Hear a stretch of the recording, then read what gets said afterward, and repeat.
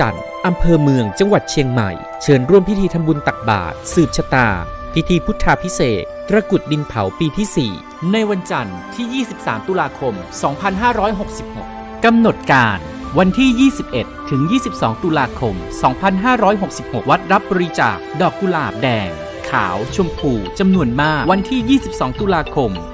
2566 นำเอาดอกกุหลาบจัดถวายที่วิหารรัชกาลที่ 5 วันที่ 23 ตุลาคม 2566 รับบริจาคโรงทานตลอดทั้งวันวันที่ 23 ตุลาคม 2566 เวลา 7:30 นาทีทำบุญตักบาตรเวลา 9:39 นาทีพิธีสืบชะตาเสริมดวงบารมีเวลา 19:19 นาทีพิธีบวงสรวงพระปิยมหาราชรัชกาลที่ 5 เวลา 19:39 นาทีถึง 23:00 น.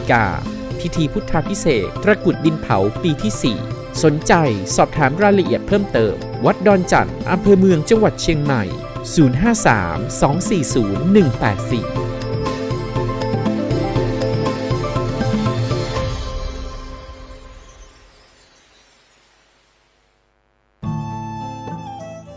053-240-184 ท่านกำลังติดตามรับฟังสถานีวิทยุกระจายเสียงพระพุทธศาสนาแห่งชาติและสังคมคลื่นเพื่อการศึกษาพระพุทธศาสนาและวัฒนธรรมระบบ FM 104.5 เมกะเฮิรตซ์รายการต่อไปเป็นรายการคดีโลกคดีธรรมเป็นศาสนาสำหรับชาติเราศาสนาในสมัยนี้เป็นของที่แยกจากชาติไม่ได้เป็นความจำเป็นที่เราทั้งหลายผู้เป็นไทยจะต้องมั่นคงอยู่ในศาสนาพระพุทธซึ่งเป็นศาสนาสำหรับชาติเราพระพุทธศาสนาก็ดีหรือศาสนาใดก็ดีที่ตั้งมั่นอยู่ได้ก็ด้วยความมั่นคงของผู้เลื่อมใสตั้งใจที่จะรักษาและข้าพเจ้าพูดทั้งนี้ก็เพื่อชักชวนท่านทั้งหลายอย่างเป็นเพื่อนไทยและเพื่อนพุทธศาสนิกชนด้วยกันทั้งนั้นเพื่อความมั่นคงแห่งพระพุทธศาสนาข้าพเจ้ารู้สึกว่าได้ทำหน้าที่สมควรแก่อุปถัมภ์พระพุทธศาสนาเราจะตั้งใจรักษาศาสนาของเราด้วยชีวิต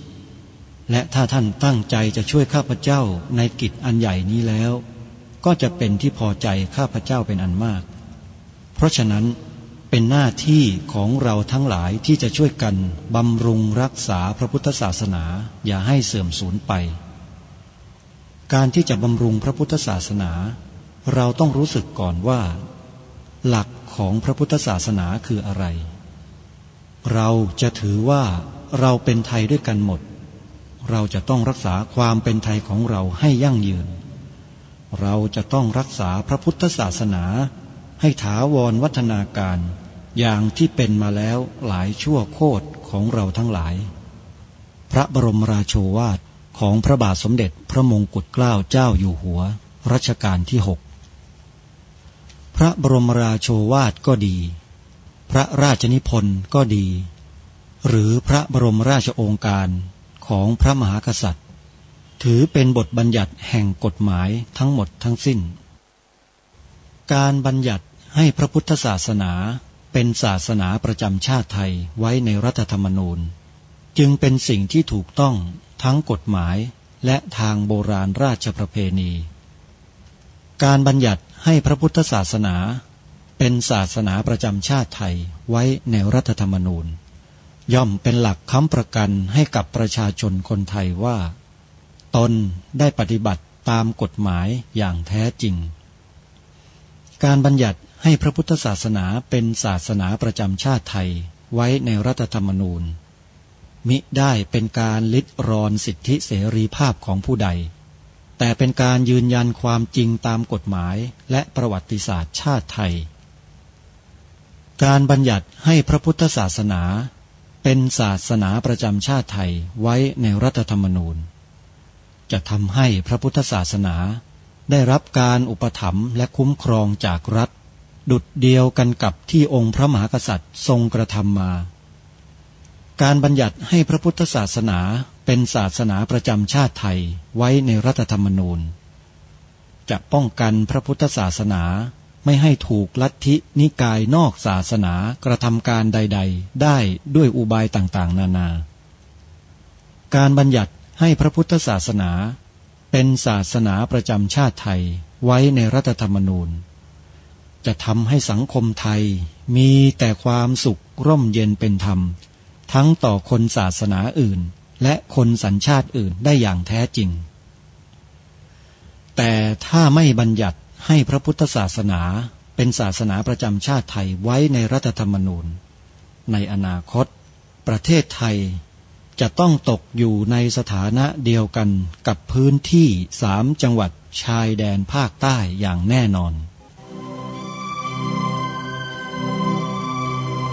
พระบรมราโชวาทพระบาทสมเด็จพระเจ้าอยู่หัวในมหาสมาคมณพระที่นั่งอมรินทร์วินิจฉัยในพระบรมมหาราชวังโดยที่พระพุทธศาสนาเป็นศาสนาประจำชาติของเราทั้งตามความศรัทธาเชื่อมั่นของข้าพเจ้าเองก็เห็นเป็นศาสนาที่ดีศาสนาหนึ่งเนื่องในบรรดาสัจธรรมคำสั่งสอนอันชอบด้วยเหตุผลจึงเคยคิดอยู่ว่าถ้าโอกาสอำนวยข้าพเจ้าควรจะได้บวชสักเวลาหนึ่งตามราชประเพณีซึ่งจะเป็นทางสนองพระเดชพระคุณพระราชบูรพการีตามคตินิยมด้วยและนับตั้งแต่ข้าพเจ้าได้ครองราชสืบสันตติวงศ์ต่อจากสมเด็จพระเชษฐาธิราชก็ล่วงมากว่า10 ปีแล้วเห็นว่าน่าจะถึงเวลาที่ควรจะทำตามความตั้งใจไว้นั้นแล้วประการหนึ่งอันหนึ่งการที่องค์สมเด็จพระสังฆราชหายประชวรมาได้ในคราวประชวรครั้งหลังนี้ก่อให้เกิดความปีติยินดีแก่ข้าพเจ้ายิ่งนักได้มาคำนึงว่าถ้าในการอุปสมบทของข้าพเจ้า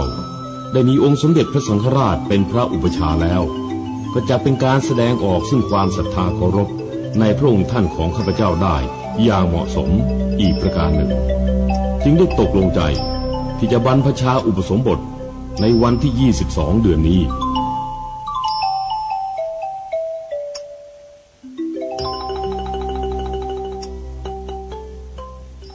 รอยดาวน์โหลดแอปพลิเคชันที่ชื่อว่าวิทยุพุทธศาสนา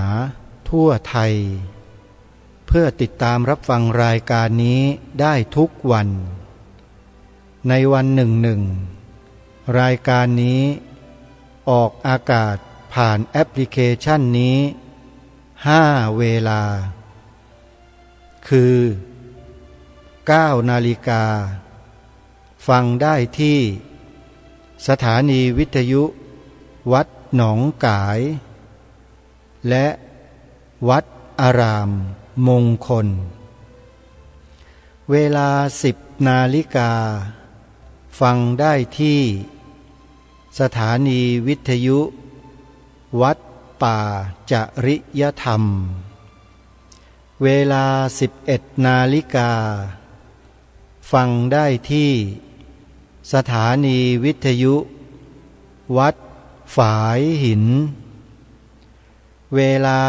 13 นาฬิกาฟังได้ที่สถานีวิทยุวัดบ้านปลาคูนและเวลา1 นาฬิกาสามารถรับฟังได้ที่สถานีวิทยุวัดฝายหินนี่คือตารางรายการคดีโลกคดีธรรมที่ออกอากาศผ่านแอปพลิเคชันที่ชื่อว่าวิทยุพุทธศาสนาทั่วไทยท่านจะรับทราบรับรู้ข้อมูลข่าวสารกิจการพระพุทธศาสนาในภาพรวมจากรายการนี้เป็นหลักส่วนรายละเอียดของเนื้อหานั้นก็จะได้นำหลักฐานข้อมูลต่างๆที่เป็นเอกสารก็ดีที่เป็นไฟล์เอกสารก็ดีที่ได้เก็บไว้ตั้งแต่อดีตมาจนถึงปัจจุบันมานำเสนอเป็นหลักฐานยืนยันให้กับทุกท่านได้เชื่อมั่นในข้อมูลที่นำเสนอนี้อย่างต่อเนื่องเพราะกิจการของพระพุทธศาสนาในประเทศไทยของเรานี้จะอยู่รอดปลอดภัย ดำเนินไปอย่างถูกต้องตามหลักพระธรรมวินัยได้นั้นต้องอาศัยตัวบุคคลของพุทธบริษัทหรือชาวพุทธช่วยกันมีส่วนร่วมในการจันโลงรักษาสืบสารต่อยอดเพราะฉะนั้นเหตุปัจจัยที่จะเป็นเครื่องทำให้ความปลอดภัยความอยู่ได้อย่างมั่นคงถาวรของพระพุทธศาสนาจะเกิดขึ้นได้นั้นจึงต้องอาศัยชาวพุทธและชาวพุทธแบบไหนล่ะที่จะปกปักรักษาความถูกต้องของพระธรรมวินัยของพระพุทธศาสนาเอาไว้ได้ก็ต้องเป็นชาวพุทธที่มีความรู้มีความเข้าใจในหลักธรรมคำสอนตามหลักพระธรรมวินัยที่ถูกต้องเท่านั้นที่จะรักษาสืบสารรักษาต่อยอดพระพุทธศาสนาในประเทศนี้และในโลกนี้เอาไว้ให้ดีได้ไม่ใช่กลุ่มบุคคลที่มัวแต่ทำให้พระธรรมวินัยวิปริตหรือปฏิบัติให้วิปริตไปจากพระธรรมวินัยเนี่ยใช้ไม่ได้ทั้งคู่เลยใครก็ตามที่ทำตนแบบนั้นไม่ใช่ชาวพุทธเป็นชาวพุทธที่ยังไม่เต็มร้อยไม่บริบูรณ์ไม่สมบูรณ์แล้วยิ่งมาชี้หน้าด่าพระสงฆ์เป็นมหาโจรเป็นพวกอรัชชีด้วยแล้วเนี่ยยิ่งเลวเลยคนพวกนี้เลวมากไอ้พวกคฤหัสถ์หัวดำมายืนด่าพระตามสื่อว่าเป็นมหาโจรเนี่ยเลวไม่ใช่คนดีเลยแต่มาอาศัยคราบของผู้ดีเท่านั้นเองมาด่าพระมาว่าพระนี่คือสังคมไทยปัจจุบันนี้ที่พวกเราเองชาวพุทธด้วยกันเองเนี่ยไม่รู้เรื่องที่ไปคล้อยตามคนพวกนี้ไม่รู้เรื่องอะไรเลยไปฟังความอยู่เพียงข้างเดียวพระสงฆ์เนี่ยท่านไม่ปริปากไม่พูดอะไรหรอกเพราะจิตท่านถือความเมตตากรุณาเป็นหลักเป็นพื้นไปตอบโต้ให้มันเสียเวลาทำไมมีคำโบราณเขาพูดบอกว่าราชสีห์เขาไม่ลดตัวไปกัดกับหมาหรอกอันนี้เป็นคำพังเพยนะโยมไม่ใช่คำหยาบเข้าใจคงเข้าใจกันดีนะโยมนะอาตมาภาพเองก็ไม่ได้อยากเป็นหมาไปกัดกับคนพวกนี้หรอกโยมเป็นคนนี่แหละพฤติกรรมก็เป็นมนุษย์เป็นคนอย่างพวกเรานี่แหละไม่เคยไปชี้หน้าด่าใครว่าเป็นมหาโจรเป็นอรัชชีไม่มีไม่เคยเลยว่าเลวอย่างนั้นเลวอย่างนี้ออกอากาศสื่ออย่างเงี้ยไม่มีแต่ชี้แจงด้วยเหตุด้วยผลด้วยหลักการแล้วก็บอกทุกคนว่ากรณีเช่นนี้มันเกิดขึ้นอย่างนี้แบบนี้นะซึ่งมันเป็นแบบนี้แบบนี้นะแล้วก็นำคลิปของครูบาอาจารย์ที่ท่านอธิบายชี้แจงขยายความเรื่องราวเหล่านี้มาเปิดให้ฟังกันอย่างเช่นพระอาจารย์มหาอุเทนปัญญาปริทัศน์เนี่ยเป็นต้นท่านพระอาจารย์วิทยากิจจาวิชโชพระเดชพระคุณท่านเจ้าคุณพระธรรมเมธาพรระแบบทิตยาโนอย่างเนี้ยนำมาเปิดให้ฟังให้พวกเราได้รู้ถึงเจตนาของรายการนี้ว่าไม่ได้ต้องการจะไปทำลายล้างใครเลยมีแต่จะปกป้องรักษาความถูกต้องความดีงามของพระศาสนาเอาไว้ให้ลูกหลานสืบสารกันต่อเหมือนดังที่บรรพบุรุษไทยเราทำกันมานั่นแหละทีนี้ถ้าเราไม่ศึกษาไม่ทำความเข้าใจในหลักคำสอนให้ถูกต้องให้ถูกตรงแล้วเนี่ยก็จะกลายเป็นเหยื่อของคนผู้ที่สวมรอยมาเป็นชาวพุทธเหล่านี้แล้วก็ไปชักชวนพวกเราให้มาด่าพระกันอยู่ทุกวันเนี่ยมาทำบาปกันไม่จบไม่สิ้นอยู่เนี่ยเข้าใจยังชาวพุทธที่หลงประเด็นทั้งหลายไปหลงเชื่อคนพันนี้กันอยู่ได้มาทำลายพระศาสนาของตัวเองโดยไม่รู้ตัวอะไรเลยไม่รู้เรื่องเลยฉลาดน้อยกันจังต้องใช้คำนี้เขาบอกว่าให้พูดไพเราะไพเราะอาตมาก็เลยไม่ใช้คำว่าโง่ใช้คำว่าฉลาดน้อยนะโยม ฉลาดน้อยกันจังเลยพวกเราเนี่ยทางรายการพยายามที่จะชี้แจงแสดงเหตุแสดงผลนำเหตุการณ์หลักฐานนำพฤติกรรมของคนเหล่านี้มาเผยแพร่ให้ทุกคนได้รู้ว่าไอ้การกระทำคำพูดแบบนี้มันผิดมันไม่ถูกต้องก็พยายามจะชี้แจงพยายามแสดงพยายามจะนำเอาคลิปของครูบาอาจารย์ที่ท่านอธิบายเรื่องพระธรรมวินัยมาเปิดให้พวกเราได้ฟังกันอย่างต่อเนื่องเพื่อหวังว่าให้พวกเราได้เข้าใจกันได้ถูกต้องแล้วก็ถอนตัวออกมาจากความเห็นผิดเหล่านั้นเสียมันจะได้หมดความเป็นบาปเป็นกรรมที่ไปต่อว่าทำลายพระเกลียดพระกันอยู่ทุกวันเพราะความเชื่อผิดๆน่ะเป็นการดึงออกมาจากขุมนรกนะเนี่ยที่พูดอยู่ทุกวันเนี่ยดึงคนที่มันลงนรกอยู่เนี่ยให้ออกมาอย่าไปเกลือกกลั้วกับพวกนรกเหล่านั้นแต่คนที่ลงไปในนรกแล้วก็บอกว่าไม่เชื่อหรอกฉันว่านรกฉันเนี่ยดีแล้วแหละพวกแกนั่นแหละไม่ดีเห็นไหมมันก็มีคนแบบนี้ก็มีอยู่ทำไมมันจะไม่มีแล้วในสังคมไทยเราเนี่ยมันก็สังเกตไม่ยากหรอกก็ดูสิใครที่มันเกลียดรายการคดีโลกคดีธรรมอยู่มันส่อเสียดอยู่มันพูดไม่ดีกับรายการเนี้ยที่บอกกับพวกท่านทั้งหลายที่เห็นอยู่นะก็สังเกตเอาเองดินะดูกันเอาเองว่าใครเป็นใครยังไงเนี่ยก็ไม่ยากหรอกอยู่ที่เราว่าจะมีจิตเป็นกลางหรือลำเอียงไปกับเขาล่ะศึกษาพระธรรมคำสอนอย่างถูกต้องถูกตรงตามหลักพระธรรมวินัยตามหลักวิธีการระเบียบแบบแผนที่ดีงามของสังคมสงฆ์มาแล้วเนี่ยเอามาใช้ดิเอามาพูดเอามากล่าวเอามาแสดงมาบอกให้กับสังคมได้รู้ได้ทราบกันไม่ใช่มาเก็บงำเงียบเอาไว้บอกเปลืองตัวไม่พูดหรอกเปลืองตัวเห็นแก่ตัวเด็อย่างเงี้ยพูดแบบเนี้ยใครที่พูดแบบนี้เห็นแก่ตัวนะบอกไว้ก่อนชาติบ้านเมืองต้องการคนที่เสียสละต้องการคนที่เห็นแก่ประโยชน์ส่วนรวมมาช่วยกันเพราะฉะนั้นรายการนี้ทำหน้าที่ด้วยจิตสำนึกด้วยความรับผิดชอบต่อสังคมประเทศชาติพระศาสนาและสถาบันพระมหากษัตริย์อันเป็นที่รักยิ่งสูงสุดนี่คือสำนึกนี่คืออุดมการณ์ที่ชัดเจน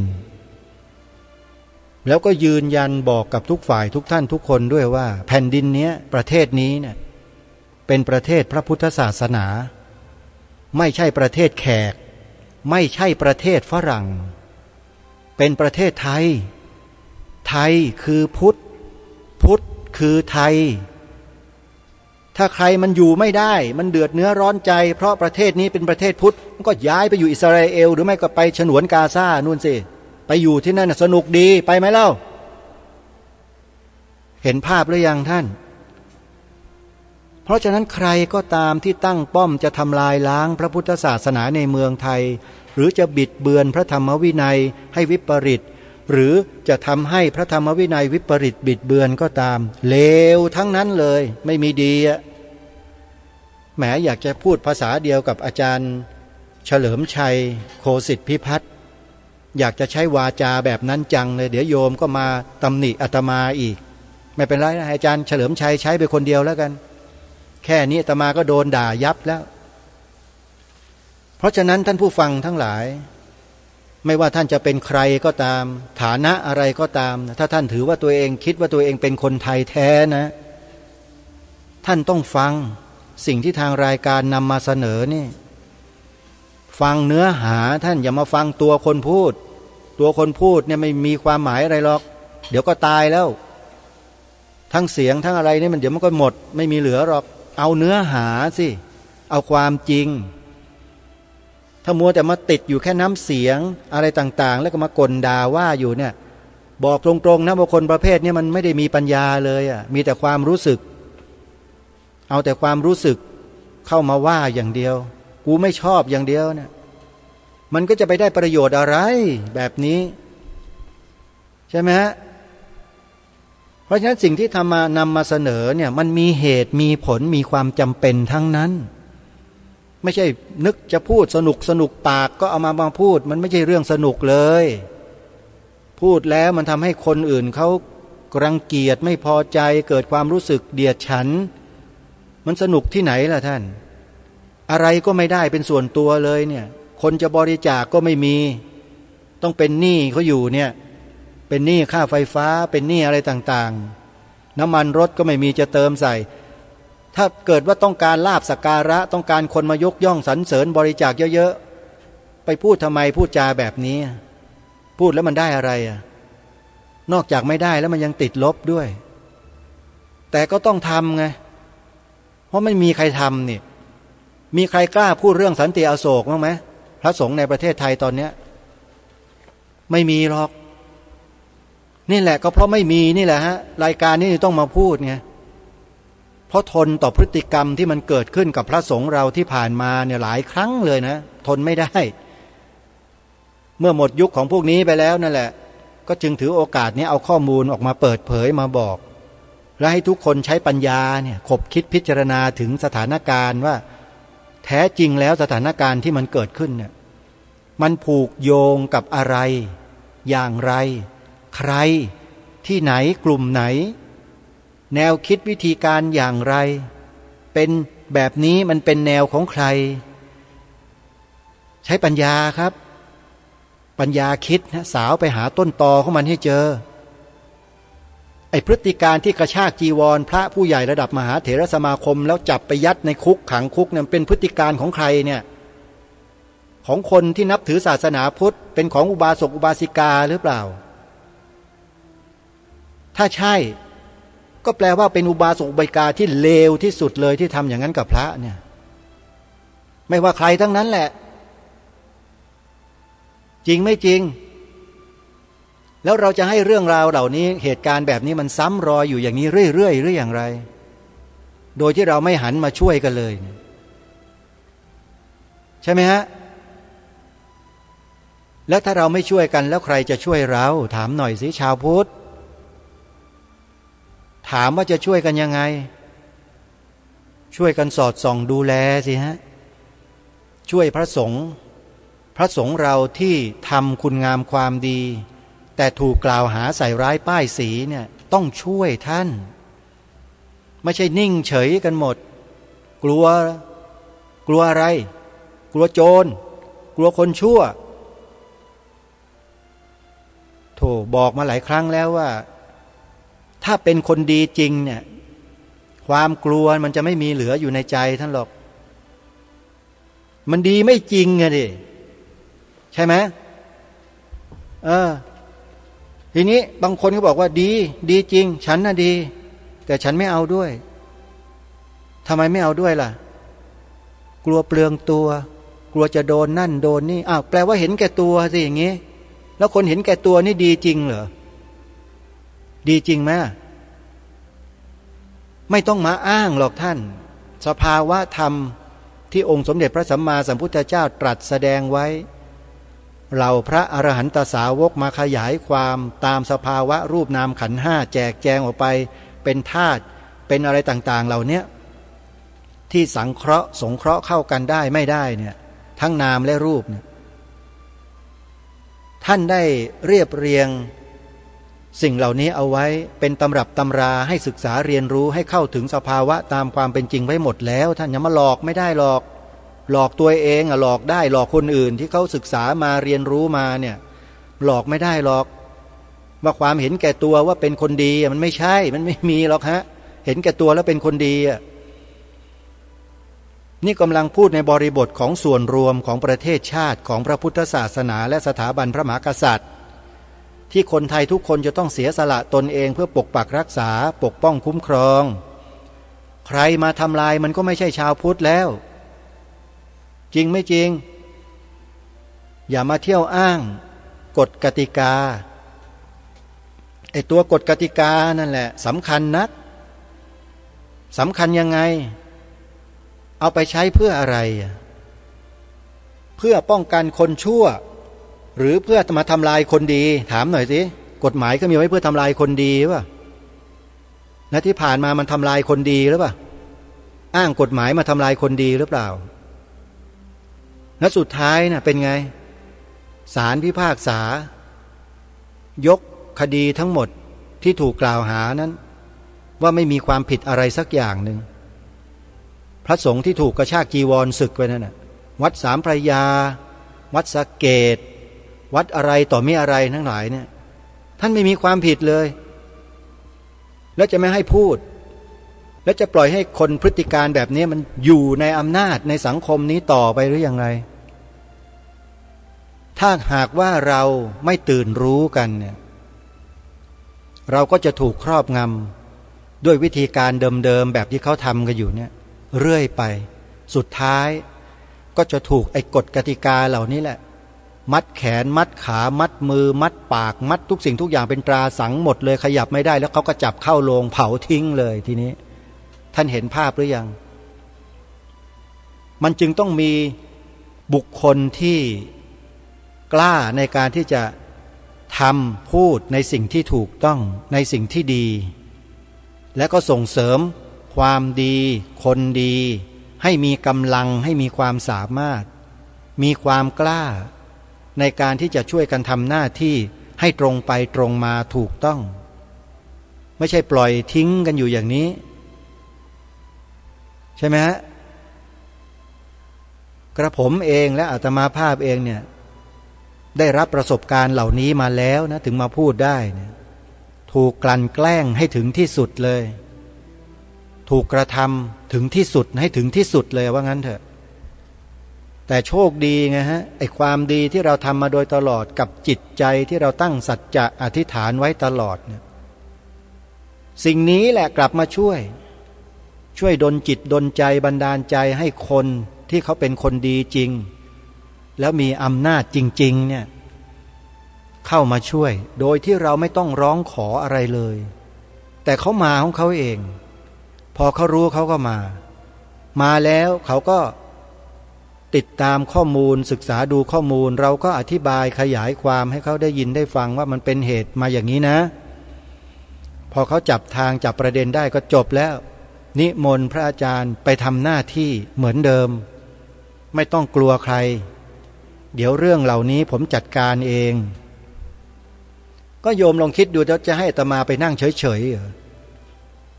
พอมีคนเขาเอ่ยปากถึงขนาดนี้แล้วเราบอกว่าเอ้ยสบายแล้วเราไม่ต้องไปทำอะไรแล้วกลัว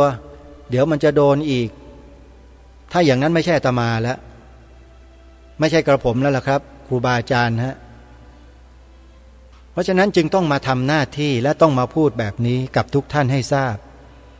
ท่านอย่าคิดว่าท่านปฏิบัติภาวนากรรมฐานรักษาศีลกันสะอาดบริสุทธิ์ดีนะมีกายวาจาที่สำรวมระมัดระวังการก้าวการย่างดูแล้วหน้าเลื่อมใสแค่นั้นแล้วท่านคิดว่าพอนะท่านอย่าคิดนะฮะ ไอ้พวกนี้มัน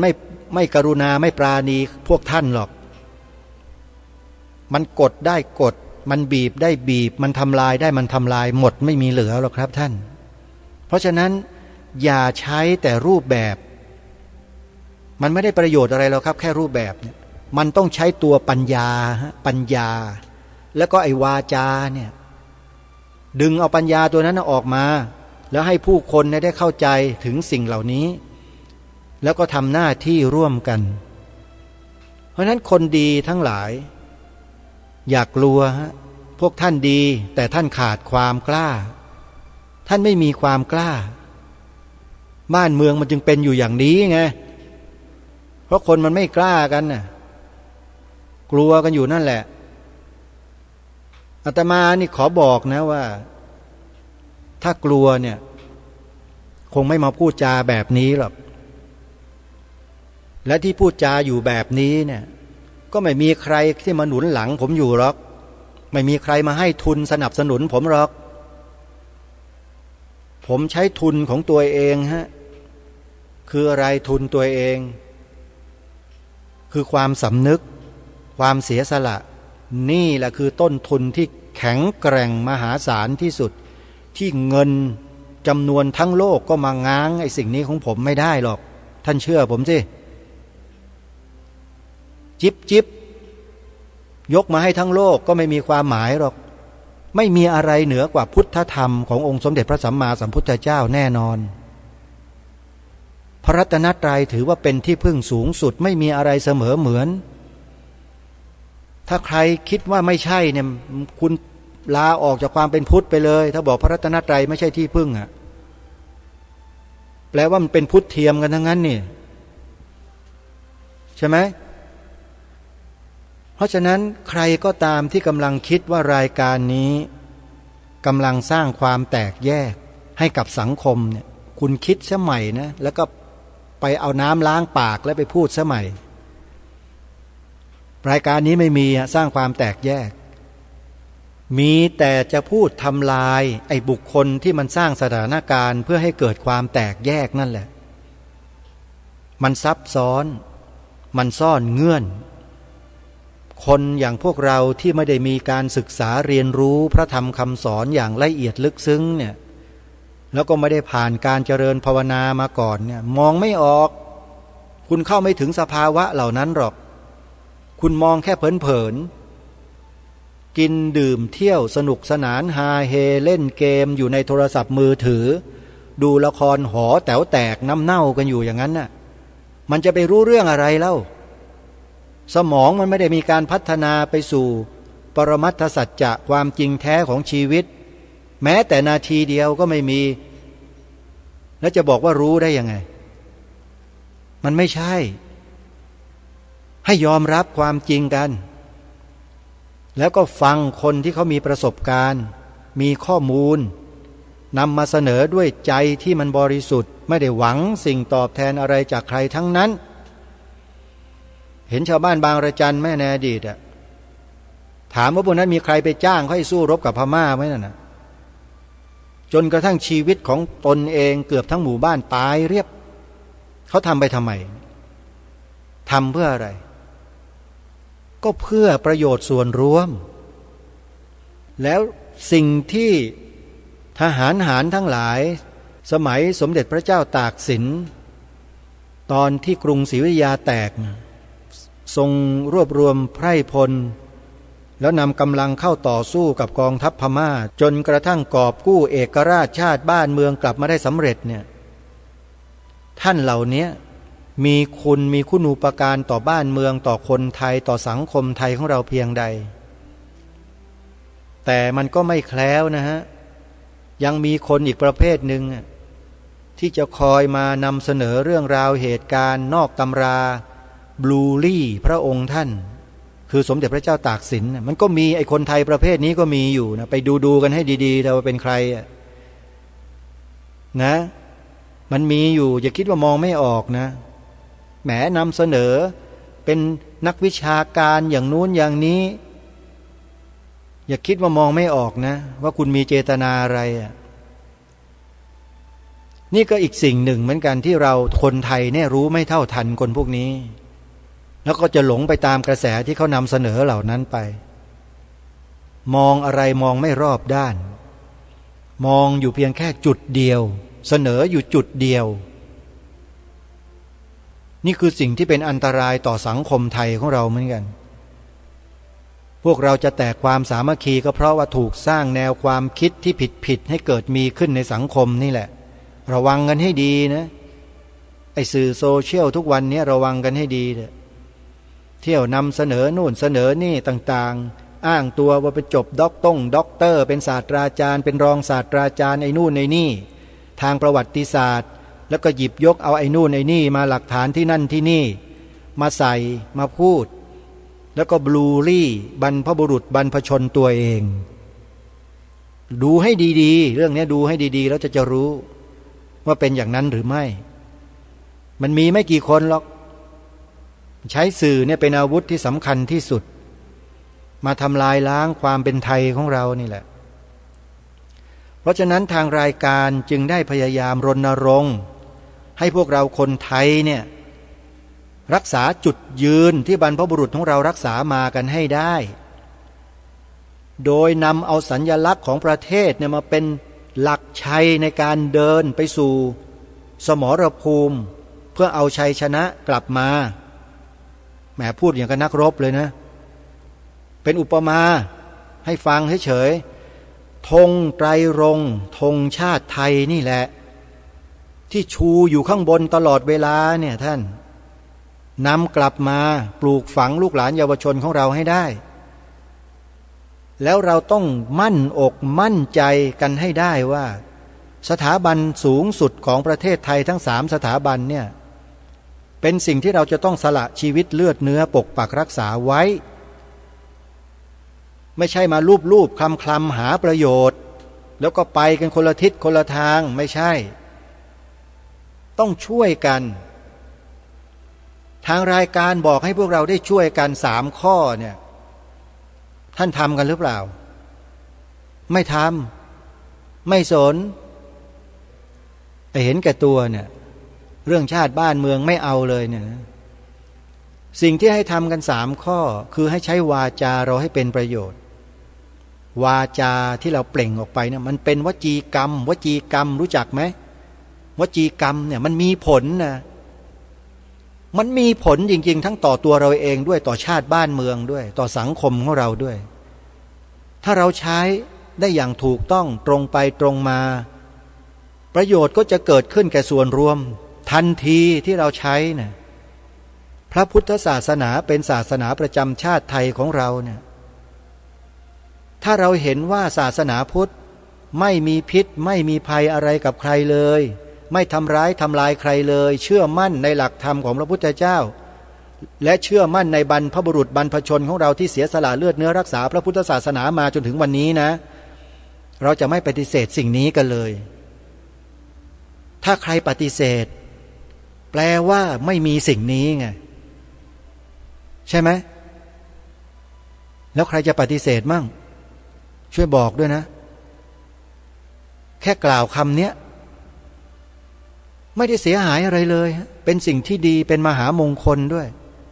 พระพุทธศาสนานี่เป็นมหามงคลนะครับสูงสุดเลย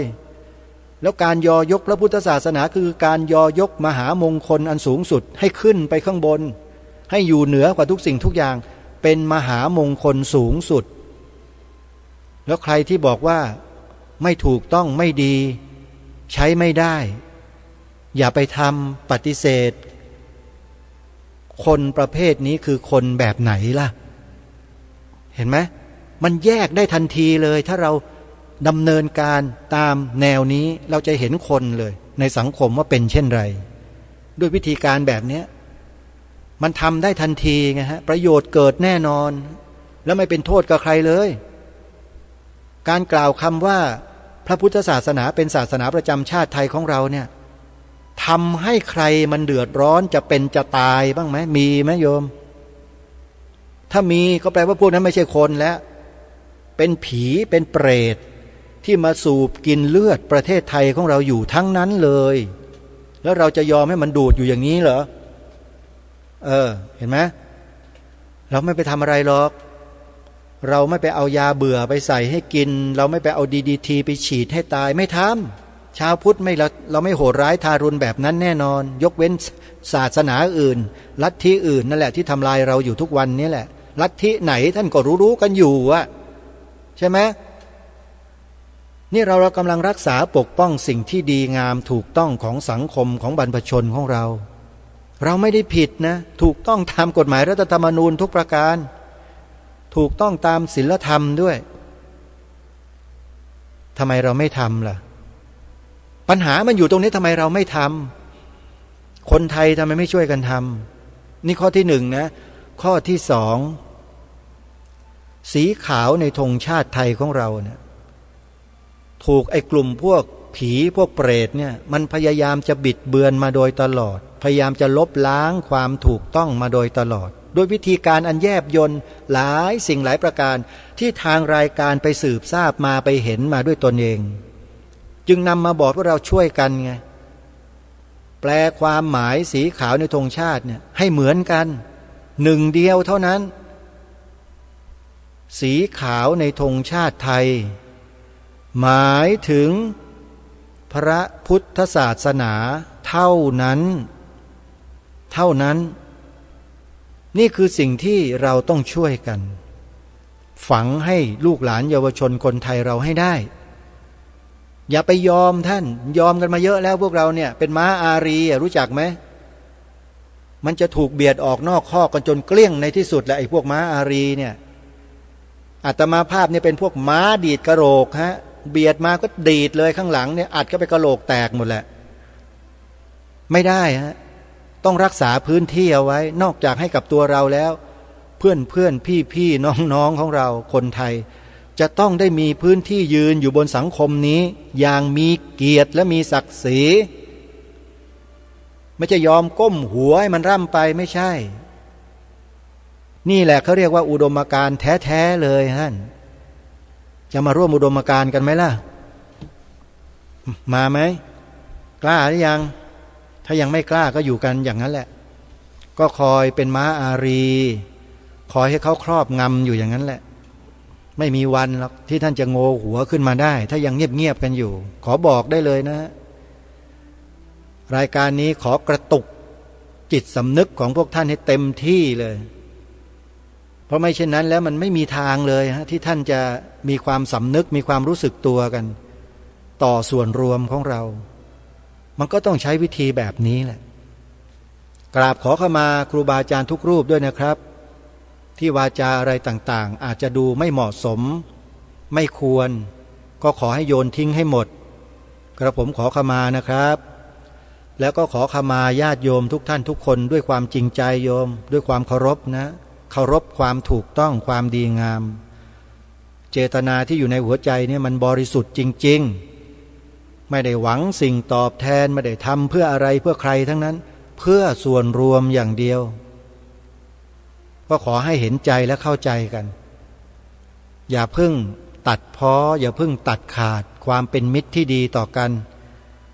ให้ร่วมด้วยช่วยกันต่อไปนะฮะเอาละฮะวันนี้เวลาของรายการหมดแล้วละวันต่อไปเดี๋ยวเราจะมาปรารภและพูดคุยกันเรื่องที่เราค้างคากันไว้ยังไม่ได้นำคำแถลงการของคณะการกะสงฆ์ที่กระทำการประกาศนียกรรมต่อสันติอโศกมาอ่านให้ฟังยังเหลืออีก1 ฉบับเดี๋ยววันต่อไปวันไหนอย่างไรที่เหมาะก็จะนำมาเสนอให้เราได้ฟังกันและก็อย่าลืมวันพรุ่งนี้วันศุกร์13เสาร์14อาทิตย์15ตุลาคมที่วัดจากแดงอำเภอพระประแดงจังหวัดสมุทรปราการ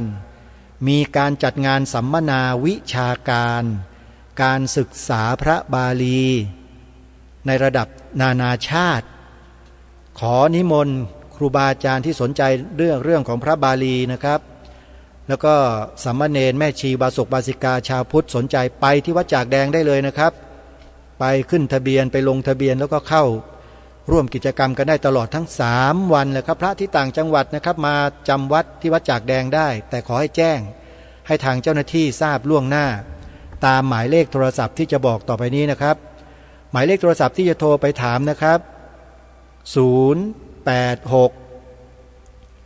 256 2256พระมหารัตนแก้วเป็นผู้รับโทรศัพท์นะครับวันนี้เวลาของรายการหมดลงแล้วท่านผู้ฟังต้องขอสมมุติยุติรายการไว้แต่เพียงเท่านี้พบกับรายการได้ใหม่ในวันต่อไปขอความสุขสวัสดีในธรรมแห่งองค์สมเด็จพระบรมศาสดาสัมมาสัมพุทธเจ้าจงปรากฏเกิดมีขึ้นในจิตใจของท่านผู้ฟังทุกท่านทุกคนเทอญ